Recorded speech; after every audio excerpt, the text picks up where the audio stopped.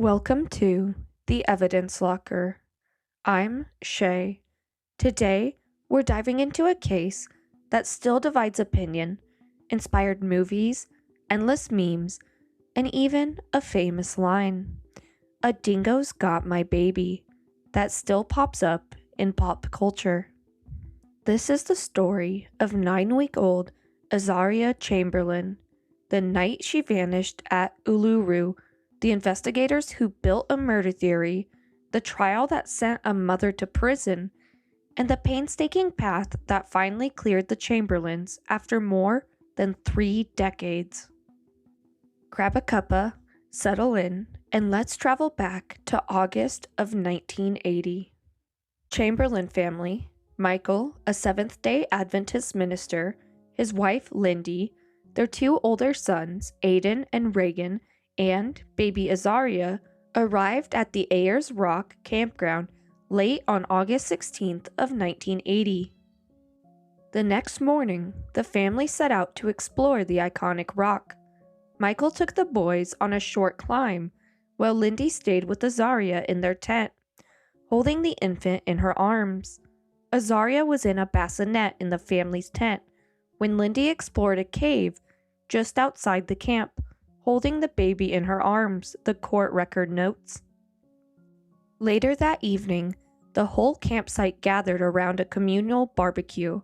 Other campers, Greg and Sally Lowe among them, were also there with an infant.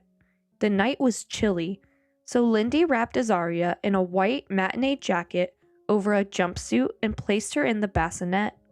She put Azaria in her bassinet in the tent. Her 4-year-old brother Reagan was already asleep inside, the initial police notes confirm. At about 8 p.m., a baby's cry cut through the night. Lindy sprinted back to the tent, only to find the bassinet empty. As she stepped inside, she saw a dingo slip out of the tent and disappear into the darkness. Lindy cried, my God, the dingo's got my baby," the coronial transcript records. Within minutes, other campers reported hearing a growl, and the first investigator, Frank Morris, shone a flashlight on the floor and spotted fresh blood on one of the rugs. Dingo tracks led out of the tent, but stopped at the road. He discovered dingo tracks leading away, but they disappeared eventually, the police report states. A massive search effort began.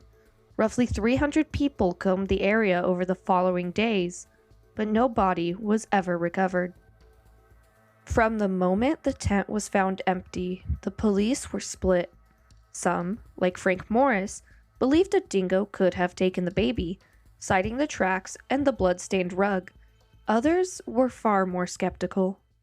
The first official inquest, held in Alice Springs on February 20th, 1981, was presided over by Magistrate Coroner Dennis Barrett. He concluded that a wild dingo had attacked Azaria, but also that after the attack, the body of Azaria was taken from the possession of the dingo and disposed of by an unknown method, by a person or persons, name unknown. That conclusion was short-lived. A second inquest in Darwin in September 1981 brought in a new set of forensic experts. The most damning evidence was a reddish fluid found under the passenger seat of the Chamberlains' 1977 Holden Torana. Biologists testified that the fluid was infant blood that had seeped down the seat, implying a murder in the car. At the same time, ultraviolet photographs of Azaria's jumpsuit seemed to show a small adult handprint and an incised wound around the neck, with the Crown's forensic dentist James Cameron described as a cut throat. The prosecution built a narrative that Lindy had taken Azaria into the car, slit her throat with a pair of scissors, hidden the body in a camera case, and then staged the dingo attack to cover up the crime.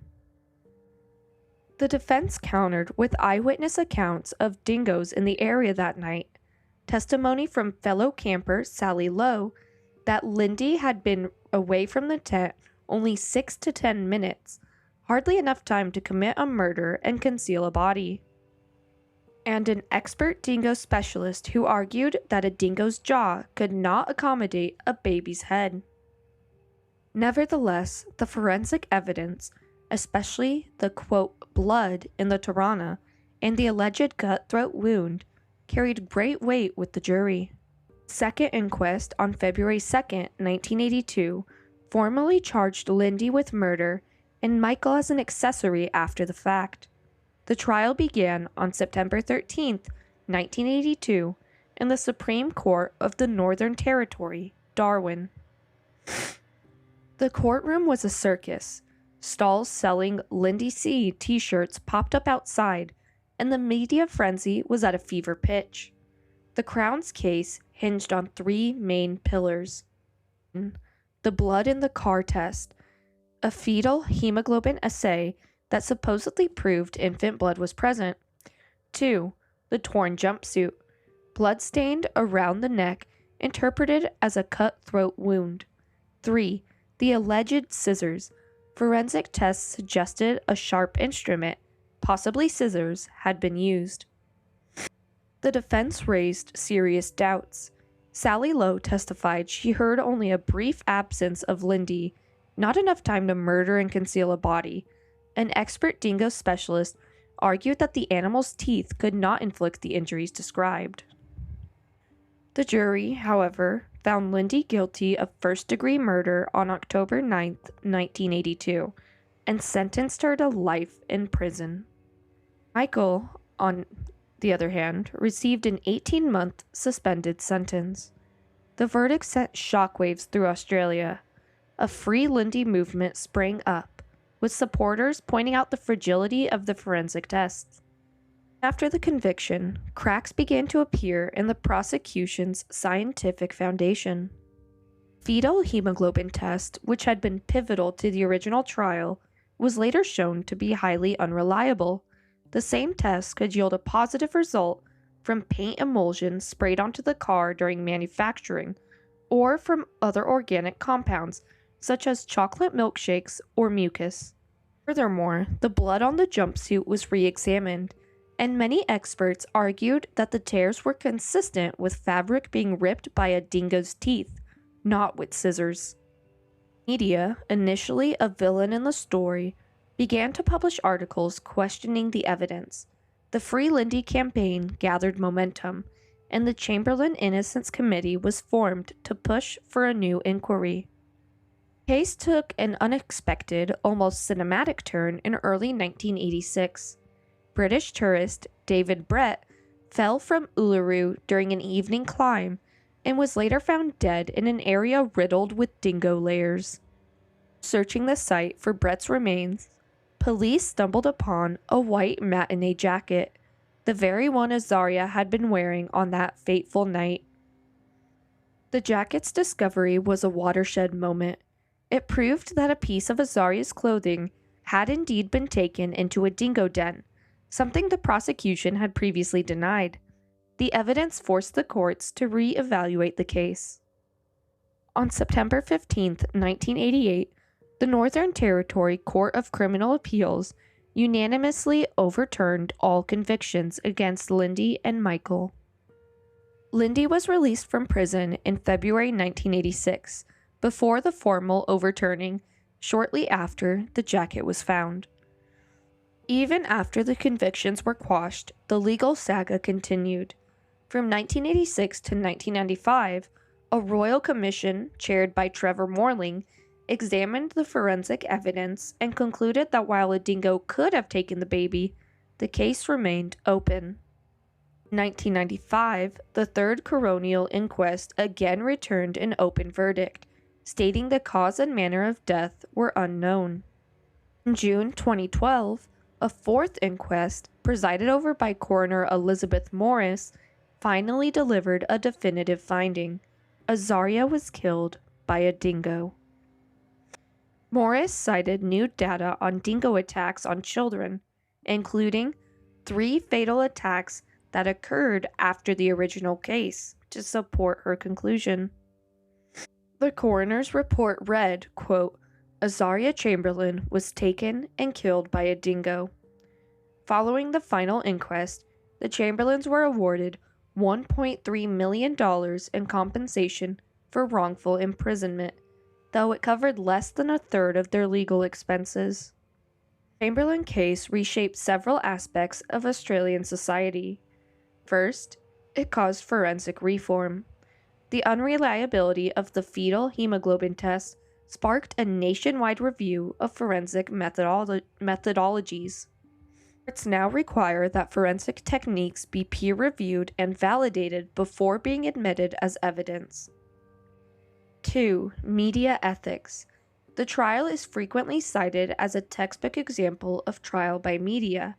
Sensational headlines, cartoons, and endless speculation about the Chamberlains' Seventh-day Adventist faith created a hostile environment that arguably influenced the jury. 3. Legal precedent. The Chamberlain case is now referenced in law schools when discussing wrongful convictions, the importance of expert testimony, and the need for appellate courts to scrutinize forensic evidence. In 1990, Lindy published Through My Eyes, an autobiography detailing the anguish of being condemned for a crime she never committed. Michael, after being cleared, became an outspoken advocate for forensic integrity, publishing Heart of Stone in 2012. During the 2012 inquest, both Lindy and Michael addressed the court.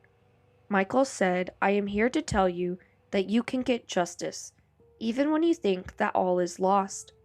Lindy added, "No longer will Australia be able to say that dingoes are not dangerous and only attack when provoked." Their words underscore a painful truth. The road to exoneration is often longer and harder than the crime itself. Imagine a scenario where the jacket had never been found, or the fetal hemoglobin test had remained unchallenged. Lindy would have likely served a life sentence, perhaps dying behind bars, and Michael's reputation would have been permanently tarnished. This would have remained a cautionary tale of media hysteria, but without the legal reforms that followed. Instead, the perseverance of a small group of supporters, the emergence of new scientific evidence, and the willingness of the courts to revisit past judgments turned a miscarriage of justice into a catalyst for change. The Azaria Chamberlain case is more than a story of a missing infant. It is a study in how fear, prejudice, and flawed science can converge to convict an innocent person, and how determined advocacy can eventually restore the truth. If you found this episode compelling, please subscribe, leave a review, and share it with anyone who loves a good mystery. Next week, we'll explore another solved case. Join us with the Evidence Locker every Wednesday and Saturday. Stay curious, stay safe. Join us next week as we open another locker.